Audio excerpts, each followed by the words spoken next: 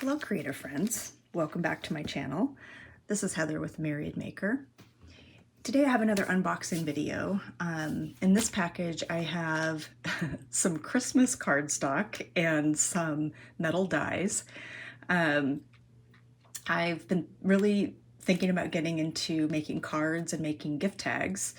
And I thought, well, while I'm thinking about that, why don't I actually prepare for Christmas a little bit? I know it's only April, but I also know that once November, December rolls around, the last thing I want to do is have like other little like things in on my to-do list. So I figure I can learn how to make cards and tags and basically kind of get my stash ready for the holidays. So let's see what we got.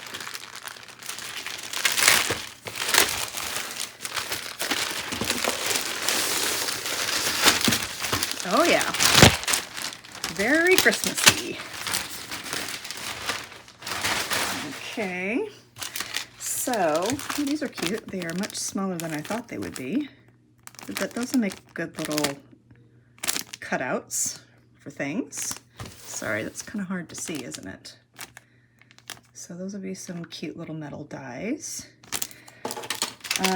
This one should just be a variety of words like Noel, Merry Christmas, you know, all of those kind of things. Whoops. So just some little letters.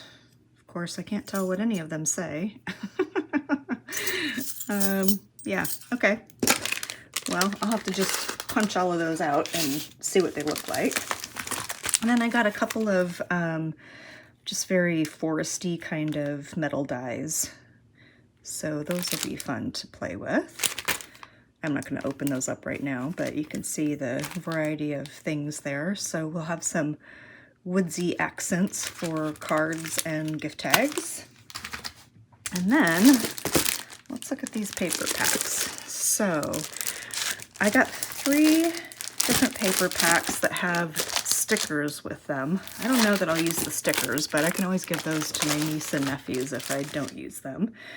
I specifically wanted to get these because they had some plaids in them.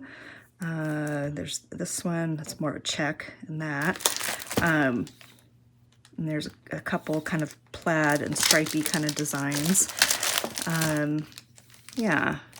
So I almost bought a complete pad of just plaids, but then I was looking at how many things were in my shopping cart and decided I needed to edit. So I thought these could kind of do dual duty in terms of having some prints and having some plaids that I could use because they're all double-sided. So yeah, so that is what I got for making cards and note tags. So let's see, we'll have some fun. You'll probably see these pop up in a future video. I'll probably do a little bit of experimentation first, and then once I've got things figured out, I'll bring you along with me. All right, bye. And welcome back. So this is the first project that I did with some of the cardstock. It wasn't a very adventurous project, which is fine.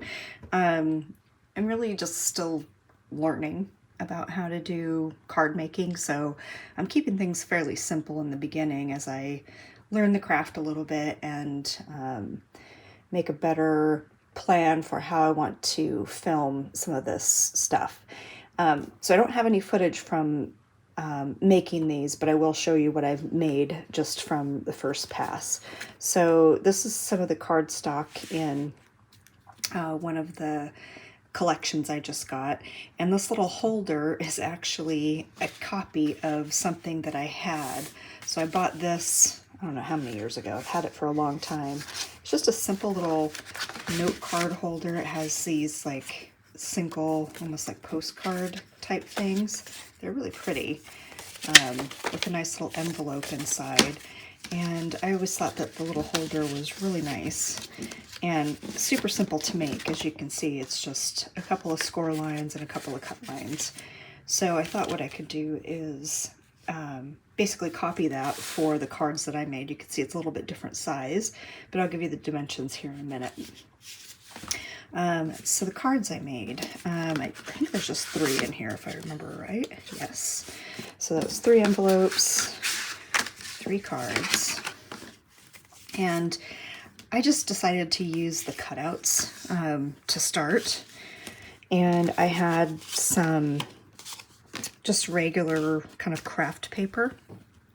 So I made the envelopes myself, put a little bit of sticky tape there. I have one of those scoring boards that has an envelope guide, so I was able to just use that to make the envelopes. And then the cards are just simply the cutout. I rounded the corners on those, and then a little space where you can write a note on the inside. So I just picked the ones that I thought went together the best. And we've got 3 cute little Christmas cards. And the cards measure, which we got 3.5 by 4.5. So that's the card size. Envelope size is just shy of 4. Really only needs to be about 3 3/4, but I think that was just the size that my envelope guide did. By 4 3/4. So what did I say? 3 7/8 by 4 3/4. So I've got a decent margin around the card there. And then with this, simply 1 piece of paper. I did a couple score lines. I did a couple mistake score lines, but you can see I scored that it's about 3/8 of an inch wide in the center, and the edges here are 3/4 of an inch all the way around. So you can do a pretty easy calculation on what would fit your envelope. So this is 5 inches tall by 4 and almost 1/4, so 4 1/4, let's just say, and then it's just over 1/4 inch here. So I know my measurements aren't precise, but it works. So I made the cards first, and then I built the little holder based on the card size. I think I essentially just added about 1/4 inch all the way around so that would fit nicely in there. So that's it. That's what I made with that first batch of cardstock. So you can see those there. And next time I jump into this, I will turn the camera on and bring you along with me. I do have some gift tag ideas that I want to explore, but I kind of got overwhelmed with all the papers and what side do I use versus what side do I not use and all of that good stuff. So once I get my thoughts together and get a clearer idea of what I want to do, then I'll get going on making some of those. All right, so that's all I have for you today.